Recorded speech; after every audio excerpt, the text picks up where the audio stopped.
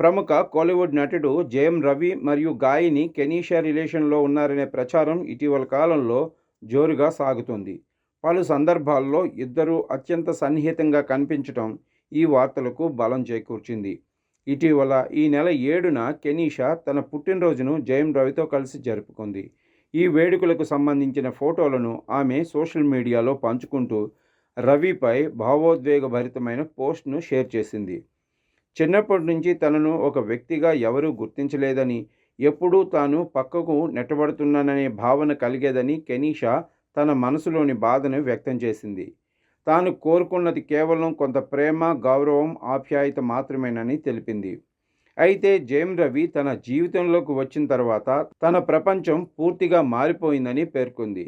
ఇప్పుడు ప్రేమ, ఆలోచనలు, జీవన విధానం అన్నీ కొత్త కోణంలో కనిపిస్తున్నాయని, తనలో కొత్త ఆత్మవిశ్వాసం పుట్టిందని కెనీషా వెల్లడించింది.